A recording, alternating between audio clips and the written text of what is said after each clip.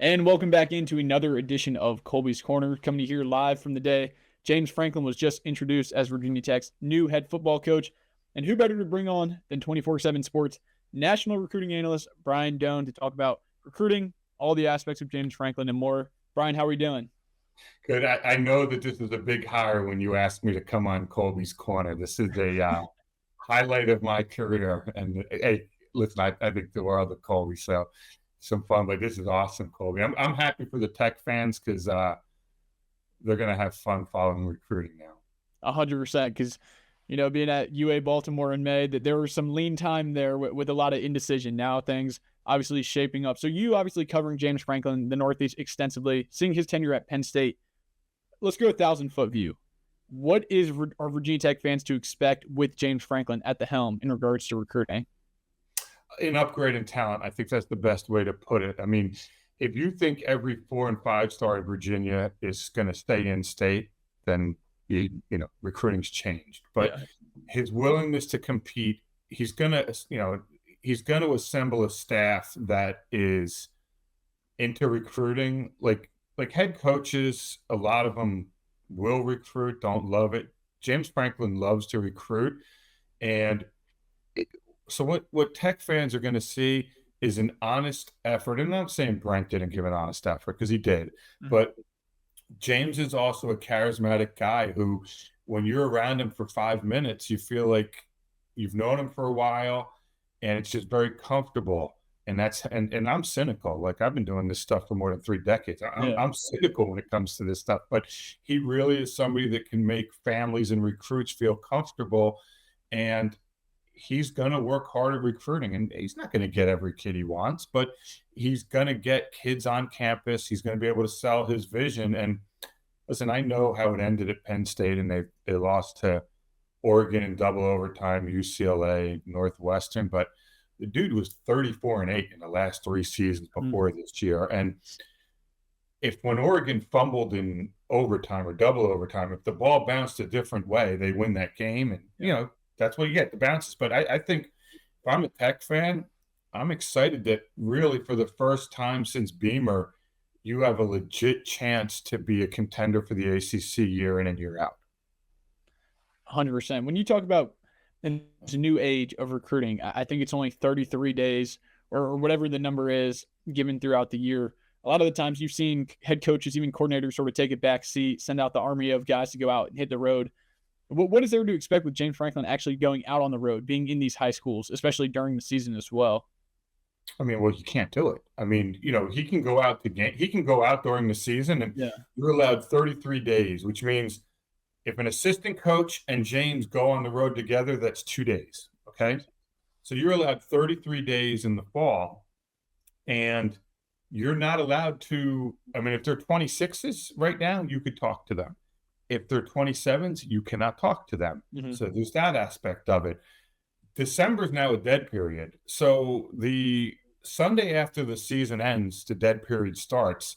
And the next time coaches can go on the road is maybe mid-January, which is the heart of portal season now. Yeah. And so you only have a few weeks then, and then the head coaches cannot go on the road again. And so, and listen, you can complain or say whatever. This is what the coaches want. They're the ones who set these calendars. They're the ones who have made the transfer portal what it is. So you can complain they can complain all they want. They have themselves to blame. But getting kids to campus. So Penn State, when he was there, if you go look at recruiting, they did not do nearly as well during COVID. Yeah. And the reason was you could not visit campus. James Franklin, and he did this at Vandy too, his staff and Franklin are really good at making kids and their families feel comfortable, part of the group, and part of the team before they're there. And you always hear kids say, I visited and I already felt like part of the team. And just take it to another level. So it's beholden on the assistants he hires to get these kids to visit campus. And then, Hokie fans in January are going to be reading about, oh man, some kids talking about how much fun they had and how energetic it was and how close they were on campus and just the vibe they got from the staff. I mean, that's a guarantee. And you heard that even beforehand when the search was still going on, different recruits saying, wherever James Franklin ends up, I'll take a visit or I'll hear them out. So Yeah. obviously there, just talked to him in his press conference, talked about his recruiting strategy. It all starts in the line of scrimmage, offensive line, defensive line, sort of been his trademarks. Now you still have to go get out the skill guys, quarterbacks, but highlight that. We'll dive into some specifics. Roseby Lubindis, I believe I'm saying that right. Obviously scheduled for an official Sure. visit along that offensive line. What have you seen in the strategy along those trenches, and specifically for in Roseby's case? Look, they're going to get Roseby unless something goes off the rails over Yeah. the weekend, which you don't anticipate. I mean, there's a reason that was one of the first 26s he reached out to offer. And listen, one of the things, and let me just make sure people understand this. When James Franklin got fired from Penn State, there is no NCAA rule keeping him from calling kids. Yeah. So he's able to call these kids throughout October and the first 2 weeks of November because there's no restrictions. There's no rules for him anymore because he's not an employee. So he was able to stay in contact that way with kids. With Roseby, he's a project, right? I mean, if you think all of a sudden Virginia Tech's going to start getting all these ready-made linemen, it just doesn't work that way. Yeah. There's very few of them to begin with, but he was a traits kid. Penn State liked the traits. The offensive line coach at Penn State, Phil Trautwein, loved the traits there, and that's why they took him. It's going to start in the trenches because I don't care if I always go back to the Ohio State days when, I think with Urban, when they won a national title and they spread them out, and I think JT Barrett was the one throwing it. They were still a run between the tackles team. That's what they were. And you have to have that. And for folks that have watched Virginia Tech for the last few years, they don't have that. No. And so it's going to take some time. And when I say this new age of recruiting, here's what I mean. And I don't want to get into names because I talked to the kid and I don't want to put him in a bad spot. But there's a kid who was committed to Penn State who is still committed there, but is looking at other schools making visits. And so the natural thing is, and I think he'll wind up at Virginia Tech. But all of a sudden, 2 other schools offered him more money than he was going to make at Penn State. Uh-huh. Well, now James Franklin has to go through his budget. He has to understand what the budget is, how much for each person. And I don't care what you say, how much they're going to bring in and how much they're putting in. You still have to budget the right way. Yep. And the Big Ten and the SEC have a lot more television money, which means they need to get a lot less than places like Virginia Tech from other sources. And so when I talk about the new wave of recruiting, listen, some of these decisions are, if they're not money driven, they're money influenced. And I'm not criticizing, right? Yes. I'm pretty sure a lot of people out there watching, if they were told, hey, you can go have a job, do the same thing and get paid twice as much, a lot of people aren't going to be like, no, I'm not going to do that. So understand that. But that's the new way of recruiting. But the offensive line, defensive line, I mean, if you're not good there, you're not going to be good. I don't care who you are. Right on. And shifting back a little more large scale, some reports coming out of potentially bringing his general manager, Andy Frank, with him, chief of staff as well. But beyond beyond that, when you look past it, he obviously has a massive staff and infrastructure at Penn State.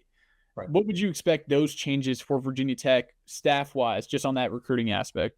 I was talking to somebody about that on Wednesday morning. And I think sometimes you have to understand who you are. Big Ten money is different than ACC money. Mm-hmm. And so are you going to be able to pay your O-line coach the same, your OC the same, your DC the same? So I think that's a lot of stuff that has to get worked out. If you're an assistant coach and you have a chance to go coach in the SEC or the Big Ten, are you going to go coach in the ACC? I'm just being honest, right? Yeah. And so those are things that all have to get worked out. And I think that's one of the challenges with James Franklin is, when he calls these kids, he's going to, they're going to have Thomas Wilder on campus this weekend for an official visit, the former 4-star commit out of Green Run of Virginia Beach. And Coach Q does an awesome job with those kids there and making sure they have the right information. But, Thomas was about to commit to Maryland in late October. He still likes Maryland a lot. Well, because Mike Loxley is going to tell Thomas who your O-line coach is going to be at Maryland. Yeah. What's James going to tell him? I mean, is he going to bring Robert Mahon down, who was Phil Troutwine's assistant? Is Troutwine going to come down? Is Troutwine going to try to go to the NFL? Is he going to get another job somewhere else? I mean, there's so many things that have to get factored in. And on the flip side, Troutwine's under contract. And I'm using Phil as an example. I'm not saying he's coming or not coming. I'm just using an example for people to understand. Well, Penn State isn't going to want him to leave the day after the season to go coach somewhere else. So he can recruit some of the players that, either were committed to Penn State or will then be in the portal. So there's a lot of moving pieces in a short amount of time. I think Virginia Tech did the right thing in making sure this thing got done while they still have a home game to bring everybody in and kind of give a few weeks for Franklin to get some things set up. But, no matter what happens in these 2 weeks or even in the portal in January, if you want to sit there and start judging James Franklin in mid to late January, I don't know what to tell you. And there's going to be people that do that because a lot of people just like to talk to hear themselves. But this is a long haul. I mean, Virginia Tech's not 10-2 and getting ready to play in the ACC title game. Yeah. They did get pushed around by Old Dominion. So this is not like a minor little tweak. Now you can go quicker because of the portal, but there's a lot of work to be done. Yeah. And you bring up quite a few things, Old Dominion might be a school to watch. You want to talk about also people are so concerned about this Miami weekend and, like if they lose bad on the field, I feel like that's a misconception. Is this experience has absolutely nothing to do with the on-field product of this weekend. So, I mean, yeah, and listen, and it's the same as if Virginia Tech goes out and beats them, it has no impact. Yeah, right? Because listen, what makes a good recruiter is that coach's ability to sell a kid no matter the situation. So you lose by 50. Well, hey, this is why we need you. You can play right away. Everything's good. What's great. You win. What do you think? Ohio State has trouble recruiting because they win all the time. And Ohio State's like, hey, you may not play as a freshman, but we're going to develop you for 2 years, and then you go into the NFL. It's all in how you say it. It's all in the believability. And so, it's funny. I think some people know. My wife's sister and her husband went to Tech. They live kind of down in the area, so I'm really familiar with Tech, even though I live up in the Northeast. And this is something that Virginia Tech has needed. Like the injection of energy and enthusiasm that Franklin brings is tangible. And you can see it just with some of the stuff being written and how it's being consumed, on V2 Scoop. But like this should be fun. Go enjoy it. He's going to be there Saturday. Go enjoy knowing that a proven coach is going to be your guy. Without a doubt. And lastly, large scale, before we go into some more individual players, where do you think realistically is a reasonable, or maybe just even throwing a dart on the wall, good spot for Virginia Tech, James Franklin and staff to land before signing day in those recruiting rankings? Obviously only have 8 commits currently in the class. And if I brought it, I don't know. I'd be lying if I started. I don't do hypotheticals and I don't do guessing, and I'd be lying if I told you. I don't know. Can they get maybe a good number? How many guys? Can they get 12 more kids? Well, if 12 more kids want to jump in, they'll take them. It's there's no, like I said, do they have the money to go get a kid who's being paid twice as much at another school? Can they match that? We'll see. Gotcha. I'm dealing with a Big Ten school who may take a kid today that everybody thought was done with. And so, I can lie to people. Sounds like you're saying just stay tuned into vtscoop.com for as. Well, I'm saying that, but I'm also saying, look, I would imagine it would be more than 5. Yeah. 10, 15. I don't know. Let's see what, not only do you have this weekend, but they have all during the week. And I'm hearing they may bring kids in Thanksgiving weekend, even though the game's on the road. So because Franklin doesn't have any responsibilities for that. So, I mean, that's why I say, does Davion Brown decide to visit? Yeah. Does, because if certain kids decide to visit, the number goes up, because if those kids visit, it means they're not visiting somewhere else and they're visiting for a reason. So that's why I know people like that. It's the old, how many games are they going to win this year?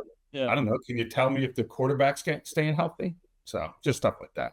So a couple guys you touched on Roseby. We obviously talked about Wilder, crystal ball for Troy Hunt out there in California.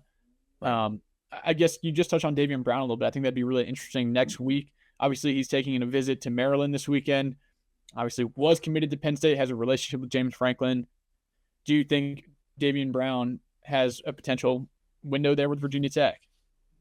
I mean, he said he did. So, yes, he does. Again, you're going to Maryland, where the AD just said, hey, we're going to increase your money, how much you're going to get. And so if Davion Brown is going to go to Virginia Tech, who's going to be his receivers coach, and Maryland's going to sit there and say, hey, not only can we probably give you more in the Big Ten, you're playing in the Big Ten, here's the receivers we developed lately.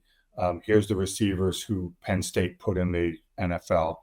I don't know. It's tough, right? So, but if you get him on campus, then I really like the chances, because it means that he's going to make a visit he didn't plan on making. And it means that Franklin was able to convince him to get down there.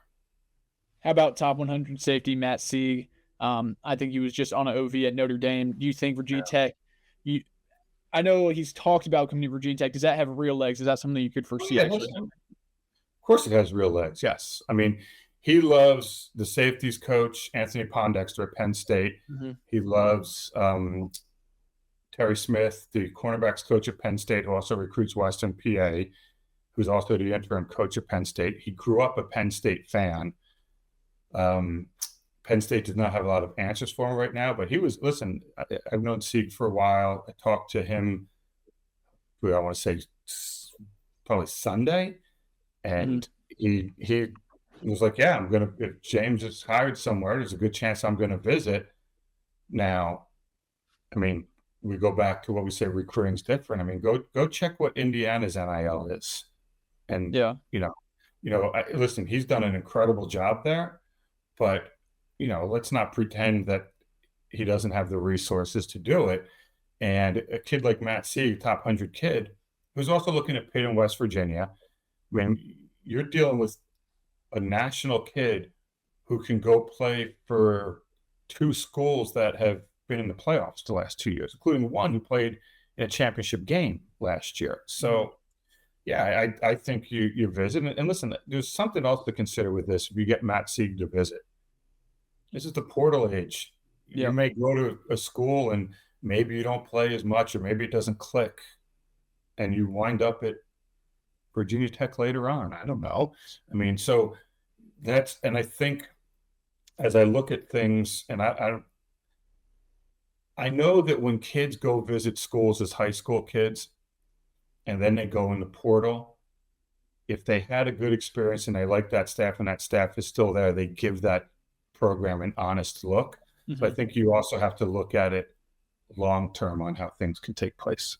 Yeah, I think we'll have to have you on later down the road in January, once we got to get through all the high school talk before we can talk about Penn State and different guys. Another one I think interesting, Matthew Lama in Nokesville, Virginia guy, gave Virginia Tech a look, obviously then committed to Penn State. Someone who's been in open discussion with James Franklin. I know, talked to him as recently as last night, still said he doesn't have a visit, working through some things. Could get on campus. Where's your finger on the pulse in that situation? Well, he was going to commit to Rutgers next week, is what it sounds like.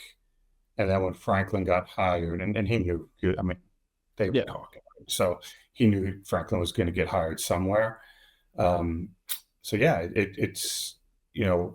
and it's pretty much equidistant if he goes to, to get to Rutgers as it is to get to Virginia Tech and also Penn State. So distance isn't a thing, but it goes back to what I said before. Rutgers has a new AD who's pledged a lot more in NIL and helping in that regard. They have Big Ten money, which, look, everybody has a certain amount of money, but when you're dealing with that revenue sharing at the Big Ten level, it's different. And then it's like, okay, where do I fit? Who's going to be his position coach? So these are things that, while Franklin can say, hey, come here, what about this? Here's what we're looking at. Here's what we're doing. Other programs, not just with Matthew, but with others, can say, well, so who's going to be your coach down there? Oh, you don't know? Well, you like the guy here. So those are some of the things that you are dealing with. Now, on the flip side, and I always say, when kids ask me, I'm like, just look at how long an assistant coach has been there and a head coach, because there's a good chance if you go to a school, the position coach is going to change anyway. So do you trust the head coach to make the hire, if you're there already? So there's a lot of work, moving pieces on this thing. But I don't know. I think right now, if he visits Tech, he'll wind up at Tech. If he doesn't visit Tech, he'll wind up at Rutgers. Cool. Well, as we wrap up, any final insight on James Franklin and Virginia Tech? Any specific instances before we head out of here? Two things. Pay attention to the portal. I would imagine they'll go get a quarterback in the portal. Mm-hmm. The portal works in their favor now because it's not until January. So the staff will be set, and mm-hmm. they'll really be able to plan and have a lot of time for it. And the other thing is, be patient. Everybody likes to point to Indiana and say, well, look what they did in their first year. Well, and look at, there's the expectation that Franklin will, some kids from Penn State will follow him down to Virginia Tech. There's that expectation. But you still build programs through high school recruiting over the long haul. And so there's going to be some wins and losses on the recruiting front.